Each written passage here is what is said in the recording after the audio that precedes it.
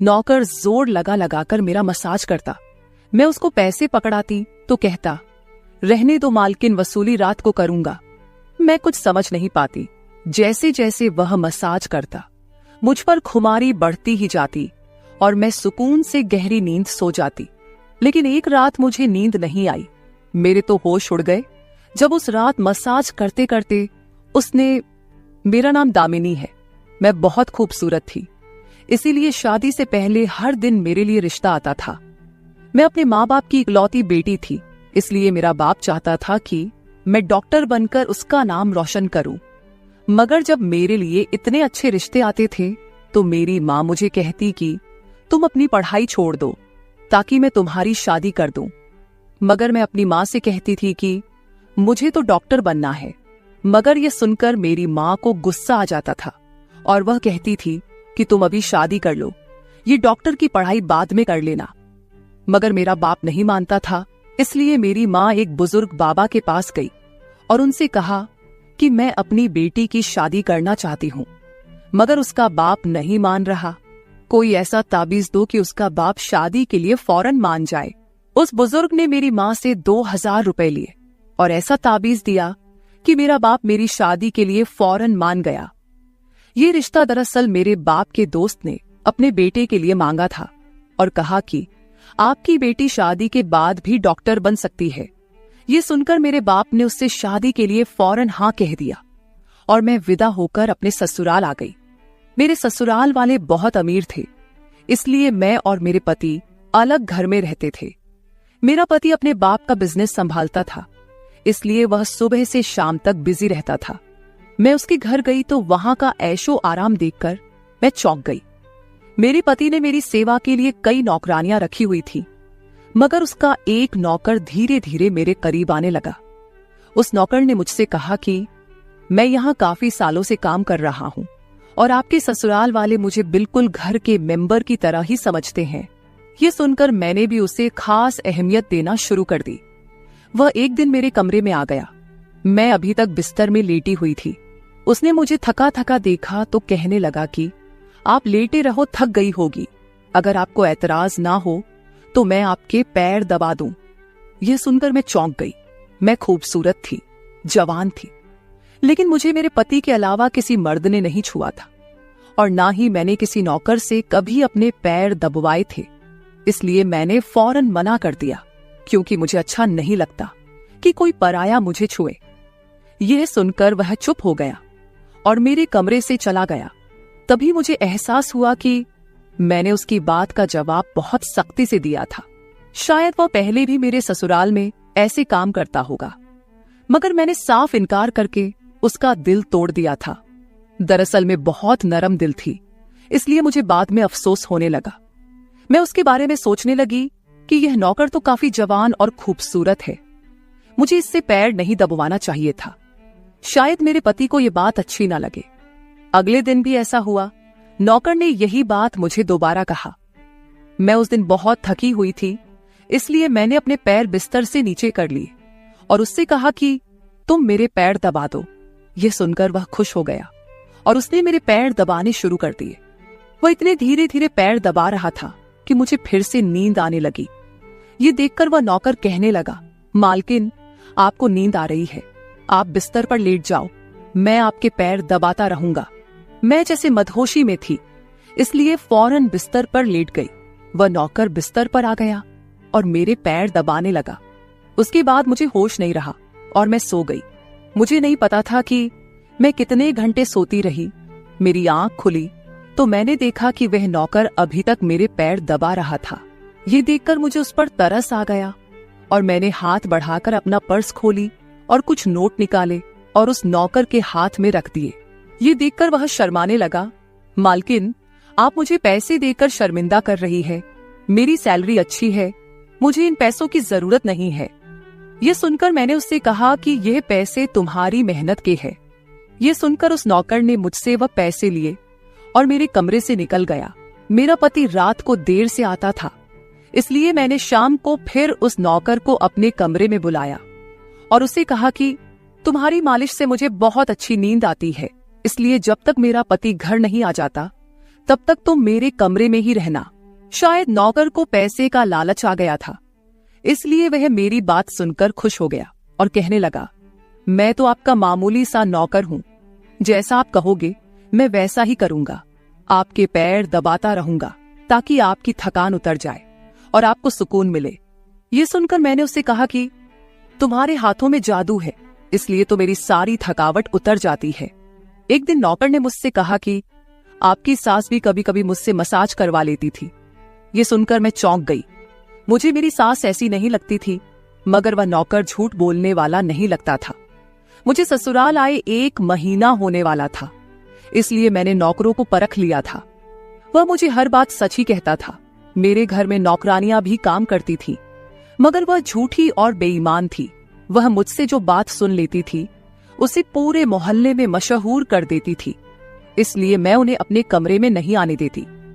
ये नौकर इस घर का पुराना नौकर था, इसलिए मैं उस पर भरोसा करती थी। नौकर भी मेरे कमरे में आता था, मगर अपनी नजरें झुकाकर रखता था। वह मेरे जिस्म को हाथ लगाता, मगर उसकी नीयत खराब न थी। ऐसा हर रात होता था।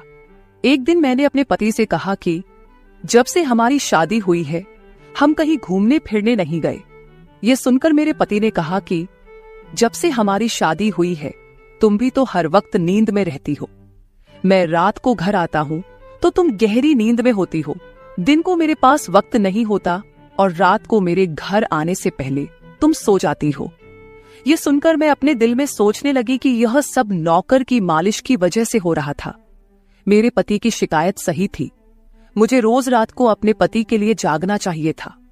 उस दिन मैंने फैसला किया कि आज रात जब नौकर मुझे मालिश के लिए कहेगा तो मैं इनकार करूंगी, ताकि मुझे नींद ना आए और मैं अपने पति के आने तक जागती रहूं। शाम हुई तो मैंने नहाकर खुद को खूब तैयार किया और दुल्हन बनकर बिस्तर पर बैठ गई। नौकर मेरे कमरे में आया तो उसने मुझे मालिश के लिए पूछा, मगर मैंने साफ इनकार कर दिया। मेरी बात सुनकर वह कुछ उदास हो गया और वापस चला गया। कुछ देर बाद नौकर मेरे कमरे में आया तो उसके हाथ में दूध का गिलास था। मैंने खाना नहीं खाया था, इसलिए फौरन दूध पी ली और अपने पति का इंतजार करने लगी, मगर मुझे नींद आ गई और मैं सो गई। सुबह में जागी तो नौकर फौरन मेरे कमरे में आया और कहने लगा, मालकिन आपके लिए नाश्ता लेकर आऊं। ये सुनकर मैंने अपने पति के बिस्तर की तरफ देखा, वह खाली था। ये देखकर नौकर कहने लगा, मालिक को जरूरी काम था, वह नाश्ता करके चले गए। ये सुनकर मेरा मूड खराब हो गया। मैं रात भर उसका इंतजार करती रही, मगर वह सुबह होते ही ऑफिस चला गया। मैंने नौकर से कहा कि मेरे लिए चाय ले आओ। नौकर कमरे से बाहर निकल गया। तभी मैंने अपने जिस्म की तरफ देखा तो चौंक गई। रात को मैंने दुल्हन का कपड़ा पहना हुआ था, मगर अब मेरे जिस्म पर कोई और कपड़े थे।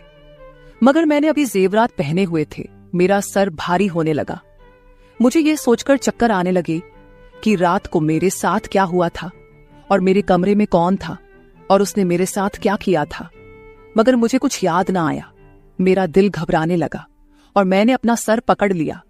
मेरा पूरा जिस्म दर्द कर रहा था, इसलिए नौकर चाय लेकर आया तो मैंने उससे कहा कि मेरा जिस्म दबा दो। यह सुनकर वह बिस्तर पर आ गया और मुझे दबाने लगा। उस दिन मैं देर तक बिस्तर पर पड़ी रही। उस दिन मेरे पति अचानक घर आ गए।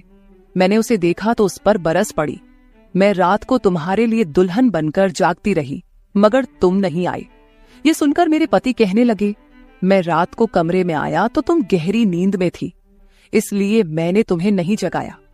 ये सुनकर मैं चौंक गई, मगर मेरे कपड़े किसने बदली किए और नींद पूरी होने के बावजूद मेरा जिस्म क्यों दर्द कर रहा है। मैं उलझ गई थी। मेरे पति कहने लगे, अच्छा ठीक है, मूड खराब करने की जरूरत नहीं है। मुझे आज रात एक काम के सिलसिले में बाहर जाना है, इसलिए देर हो जाएगी, मगर अभी मेरे पास 3-4 घंटा फ्री है। अगर तुम कहो तो हम अभी कहीं बाहर जा सकते हैं। ये सुनकर मेरा मूड खुद ब खुद ठीक हो गया और मैं सारी रात वाली बातों को भूलकर खुश हो गई। शादी के बाद यह पहला मौका था कि मैं अपने पति के साथ कहीं बाहर जा रही थी। मैं जल्दी जल्दी तैयार होने लगी, जबकि मेरा पति गाड़ी में बैठकर मेरा इंतजार करने लगा। उस वक्त नौकर मेरे कमरे में आ गया और मुझसे पूछा, मालकिन, आप कहीं जा रही हैं क्या? ये सुनकर मैंने उससे कहा कि हाँ, मगर तुम क्यों पूछ रहे हो? ये सुनकर नौकर कहने लगा, मैं आपका नौकर हूं, मगर आपको यही सलाह दूंगा कि आप बाहर नहीं जाओ, क्योंकि आपका जिस्म थक जाएगा। ये सुनकर मुझे गुस्सा आ गया और मैंने उससे कहा कि तुम मेरे नौकर हो, मेरे पति बनने की कोशिश मत करो। ये कहकर मैं बाहर चली गई। न जाने मुझे किस बात पर गुस्सा आ गया था। मैंने उस नौकर को खूब खरी खरी सुना दी। वह भी अपनी औकात जान गया था। तभी तो मैं जब घर आई तो वह मेरे सामने नहीं आया। मेरे पति मुझे गेट पर उतारकर वापस बाहर जा चुके थे। जबकि मैं अंदर आई तो मेरा सारा जिस्म बुरी तरह दुख रहा था। शायद मेरे जिस्म को मालिश की आदत हो गई थी। तभी तो रात होते ही वह मालिश के लिए तड़पने लगता था। लेकिन मैंने उस नौकर को नाराज कर दिया था, इसलिए आज वह मेरी मालिश करने नहीं आया। मगर मुझे उसकी जरूरत थी, इसलिए मैंने एक नौकरानी को बुलाया और उस नौकर को बुलाने को कहा। थोड़ी देर गुजरी थी कि वह नौकर मेरे कमरे में आ गया, मेरे बिस्तर पर बैठ गया और चुपचाप मेरे पैरों को दबाने लगा। यह देखकर मुझे शर्मिंदगी हुई। मैंने उसे इतना बुरा भला कहा, मगर उसने मेरी बात को बिल्कुल बुरा नहीं माना। मैंने उसे चुप देखा तो कहने लगी, मुझे उस वक्त पता नहीं क्या हो गया था, इसलिए मैंने तुम्हें खरी खरी सुनाई। मैं इतने दिनों के बाद अपने पति के साथ कहीं बाहर जा रही थी, इसलिए मुझे तुम्हारा टोकना अच्छा नहीं लगा, इसलिए मुझे माफ कर दो। मैं उसकी मालकिन थी और उसे इस काम के पैसे देती थी, मगर अब भी मुझ में इंसानियत जिंदा थी, इसलिए मैंने मालिक होकर भी नौकर से माफी मांग ली। क्योंकि वह भले ही नौकर था, मगर वह एक इंसान भी तो था। मेरी बात सुनकर वह नौकर कहने लगा, मैं आपका नौकर हूं, इस काम के लिए मैं आपसे सैलरी लेता हूं, इसलिए आपको हक है, आप जो चाहे मुझे कह दे। ये सुनकर मैं चुप हो गई, मगर मैंने सोच लिया था कि आइंदा इससे ऐसा कुछ नहीं कहूंगी। वह उस रात देर तक मेरी मालिश करता रहा और फिर मुझे नींद आ गई। मुझे नहीं पता था कि नौकर मेरे कमरे से कब निकला और कब मेरे पति घर पर आए। मैं सुबह उठी तो मेरा पति बाथरूम में था और बाहर जाने के लिए तैयार हो रहा था। मैं उसे हैरानी से देखने लगी। पता नहीं आजकल मुझे क्या हो रहा था। नौकर की मालिश से मुझे इतनी गहरी नींद आती कि मुझे किसी बात का होश ना रहता था। मुझे इस बात का भी पता नहीं चलता था कि मेरा पति कब कमरे में आता था। मैं सोचने लगी कि इस नौकर की मालिश में ऐसा क्या जादू था कि वह मेरे पति के आने से पहले ही मेरी मालिश करता, तो मैं अचानक गहरी नींद में सो जाती थी। सुबह जब मैं उठती तो मेरा सर भारी महसूस होता और मैं चलने फिरने के काबिल नहीं रहती। मगर यह बात मैंने अपने पति को नहीं बताई, क्योंकि मैं नहीं चाहती थी कि ये बात मेरे पति को पता चले कि मैं उस नौकर से मसाज करवाती थी। एक दिन मेरा पति दिन के वक्त घर पर ही रहा। मैंने नौकर से घर के सारे काम करवाए, अपने कमरे में नहीं आने दिया। नौकर भी घर के सारे काम करता रहा और मसाज वाली बात किसी के सामने अपने मुंह से नहीं निकाली। मैं भी चाहती थी कि यह बात किसी को पता ना चले। इस दौरान जब मेरा पति घर से बाहर जाता था, मैं उस नौकर को कमरे में बुला लेती थी। मगर एक दिन मेरा पति अचानक ही घर आ गया और मैं कमरे में थी।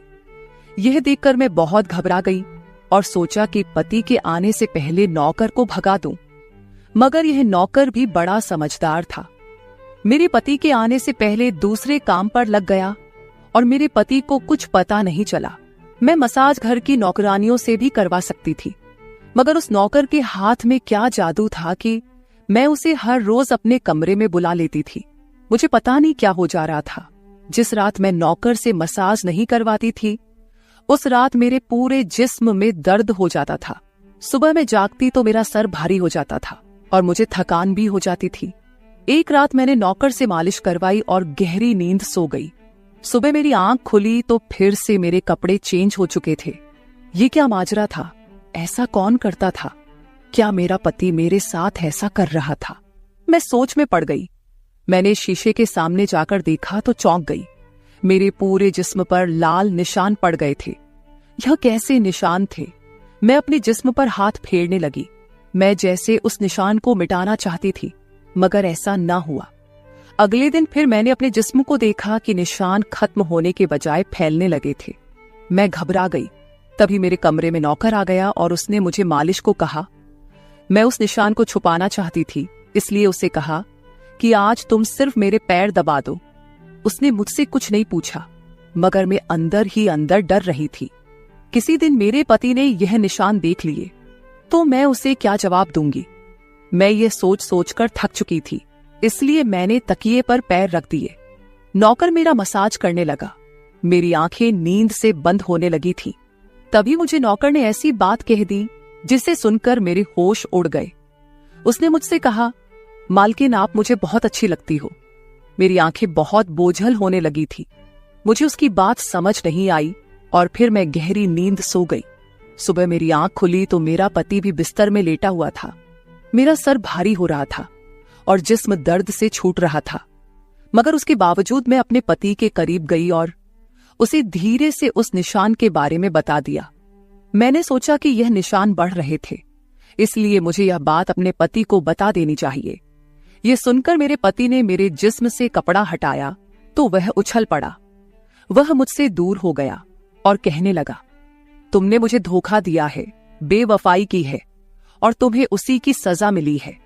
यह कोई बीमारी नहीं है, बल्कि तुम्हारा गुनाह है।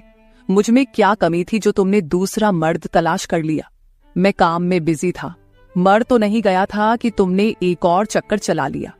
यह सुनकर मैं हक्का बक्का रह गई। मैंने उससे कहा कि यह आप कैसी बातें कर रहे हैं, मैं बेकसूर हूं। मगर मेरा पति हंसने लगा और कहने लगा, ये निशान बता रहे हैं कि तुम गुनहगार हो, इसीलिए मेरे घर से निकल जाओ, मैं तुम्हें तलाक के पेपर भेज दूंगा। उसने मुझे धक्के मार मार कर घर से निकाल दिया। मैं रोते हुए अपने माँ बाप के घर आ गई और उन्हें अपनी बेगुनाही का यकीन दिलाया। वह मेरे अपने थे, इसलिए उन्होंने यकीन कर लिया। उन्होंने कहा कि वह मेरे पति से बात करने जाएंगे, मगर उनके जाने से पहले ही तलाक के कागज आ गए और मेरी हंसती मुस्कुराती दुनिया उजड़ गई। मैं इसका जिम्मेदार किसको ठहराती? कोई भी तो नहीं था। मैं कई दिनों तक रोती रही। मुझे ऐसा लगने लगा था जैसे मैं मरने वाली थी। एक दिन मेरी माँ मेरे कमरे में आई और कहने लगी कि तुमसे कोई मिलने आया है। मैं भागकर गई कि शायद मेरे पति आए हो, उसे मेरी बेगुनाही का एहसास हो गया हो। मगर वहां मेरा पति नहीं था, बल्कि वही नौकर था जो उसके घर काम करता था। मैंने उसे आने का कारण पूछा तो वह कहने लगा, मैं आपके उन निशानों के बारे में जानता हूं। यह सुनकर मैं चौंक गई। मैंने उसको कसकर पकड़ा और उसकी शर्ट का बटन एक झटके से खोल दिया। मुझे अब समझ आया कि मेरे पति ने मुझ पर इतने गंदे इल्जाम क्यों लगाए थे। ये कहकर मैंने नौकर के सीने पर मुक्के मारने शुरू कर दिए। मैंने कहा, ये निशान मेरे जिस्म पर कैसे आए? तुमने मसाज के बहाने मेरे साथ क्या क्या किया था? मुझे सच सच बताओ। ये सुनकर नौकर ने मेरे दोनों हाथ पकड़ लिए और कहने लगा, मेरा नाम राजेंद्र है और मैं तुम्हारे साथ यूनिवर्सिटी में पढ़ता था, मगर मुझे तुमसे प्यार हो गया। मैं भी डॉक्टर बनना चाहता था और मैंने सोचा था कि जब हम दोनों डॉक्टर बन जाएंगे तो मैं तुम्हारे बाप से तुम्हारा हाथ मांग लूंगा। मगर एक दिन तुम्हारी सहेली की जुबानी मुझे पता चला कि तुम्हारी माँ तुम्हारी शादी जल्द करना चाहती है, इसलिए मैंने डर कर तुम्हारे घर रिश्ता भेजा।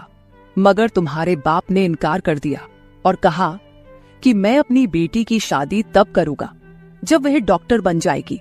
इसलिए मैं टेंशन फ्री होकर अपनी पढ़ाई करने लगा। मुझे एक हफ्ते के लिए अपने कजिन की शादी के लिए शहर से बाहर जाना पड़ा। तभी तुम्हारी शादी हो गई। वह यह सब मुझसे कह रहा था और मैं चुपचाप उसे देख रही थी। जब मैं वापस आया तो मेरी मोहब्बत किसी और की दुल्हन बन चुकी थी।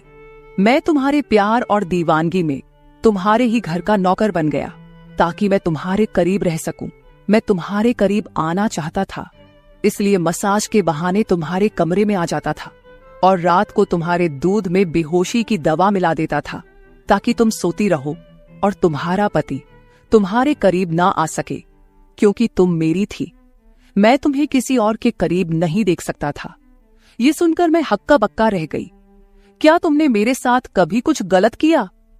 यह सुनकर उसने मेरा हाथ अपने सर पर रख लिया और कहा, मैं तुमसे प्यार करता था, इसलिए तुम्हारी इजाजत के बगैर मैं तुम्हारे साथ कुछ नहीं करना चाहता था।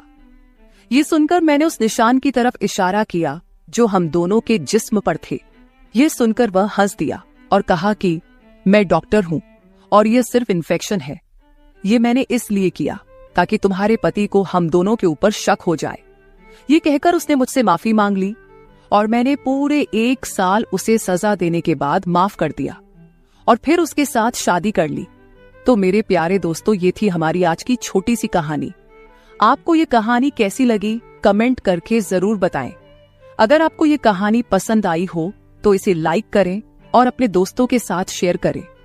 अगर आप ऐसी ही और भी इंटरेस्टिंग और रोमांटिक कहानियां सुनना चाहते हो तो चैनल को सब्सक्राइब जरूर कर ले और बेल आइकॉन ऑन कर ले ताकि आपको मेरी हर कहानी समय पर मिल सके। कल मिलेंगे एक और नई कहानी के साथ। धन्यवाद।